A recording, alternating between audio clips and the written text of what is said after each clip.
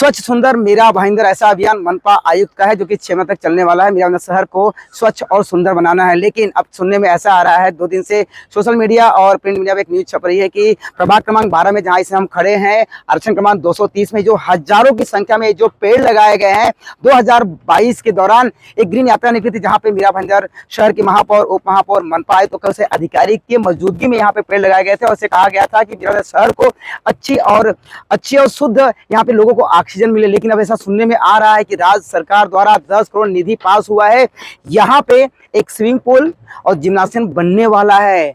यानी कि इन पेड़ों का हत्या होने वाला है, कत्ल होने वाला है।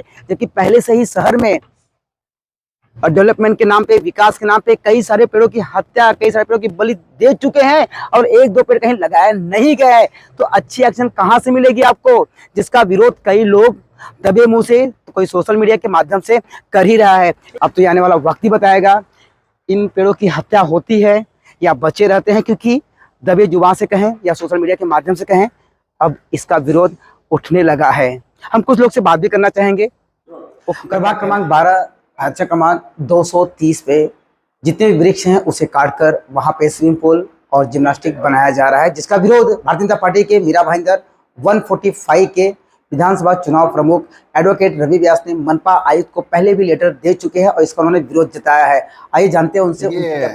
एक महानगर पालिका के माध्यम से एक पेपर नोटिस निकला है, जिसमें करीबन 3500 के आसपास के जो पेड़ हैं उन्हें काटने की बात उसके अंदर है और उस जगह पे वहाँ पे एक स्विमिंग पूल बनाने का प्रस्ताव महानगर पालिका ने रखा है, तो जिसका विरोध भारतीय जनता पार्टी के माध्यम से हमने किया है।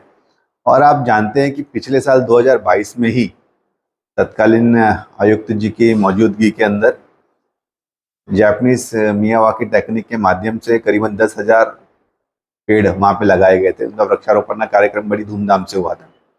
और एक कहीं ना कहीं माझी वसुंधरा अभियान के अंतर्गत हम चाहते हैं कि पर्यावरण की रक्षा करें और शहर के अंदर हमें आवश्यकता है कि ज़्यादा से ज़्यादा वृक्ष लगाया जाए, क्योंकि जिस तरीके से पर्यावरण को हानि पहुंच रही है आज के इस आधुनिक युग के अंदर, तो कहीं ना कहीं ये हमारी जिम्मेदारी है कि पर्यावरण की रक्षा करते हुए जितना हो सके शहरी भाग के अंदर भी हम लोग ज़्यादा से ज़्यादा वृक्ष लगाए, वृक्षारोपण के कार्यक्रम करें। और अब आप देखेंगे कि 1 साल के अंदर वो वृक्ष काफ़ी हरे भरे हो गए हैं, काफ़ी बड़े हो गए हैं। और ऐसे में अगर डेवलपमेंट के नाम पे अगर पर्यावरण को नुकसान होगा तो निश्चित ही ये जो नुकसान है वो हमारे शहर के लिए बहुत ही ज़्यादा घातक होगा। इसके लिए हमने उसका विरोध किया है। और स्विमिंग पूल की आवश्यकता है शहर के अंदर, तो हमारे पास में ऐसे कई सारे भूखंड है, कई सारे रिजर्वेशंस है जहाँ पे उसका निर्माण किया जा सकता है। और मुझे पूरा विश्वास है कि हमारे माननीय जो प्रशासक महोदय हैं, जो नए आयुक्त साहब आए हैं, संजय काटकर साहब, ये बहुत ही प्रैक्टिकल इंसान है, समझदार है, संवेदनशील है और पर्यावरण से बहुत प्रेम करते हैं। तो ये हमारे इस मांग को निश्चित रूप से स्वीकार करेंगे और ये जो वृक्ष काटने का जो निर्णय है वो इसे तुरंत रद्द करेंगे। ये निर्णय तो हम रद्द करवा के ही रहेंगे और आगे आवश्यकता के अनुसार जो भी हमें स्टेप उठाने हैं वो उठाएंगे, चाहे वो सरकार के पास जाने की बात हो, आंदोलन करने की बात हो, सभी चीज़ें इसके विरोध में की जाएगी। लेकिन मुझे पूरा विश्वास है आयुक्त साहब के ऊपर।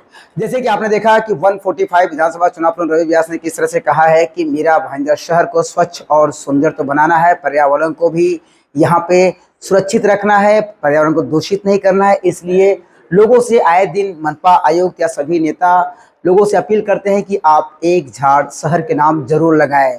इस तरह के अभियान के बाद अगर पेड़ों की कटाई की जाएगी तो मेरा भाईंदर शहर प्रदूषित होगा, सही तरह से लोगों को ऑक्सीजन भी नहीं मिलेगा।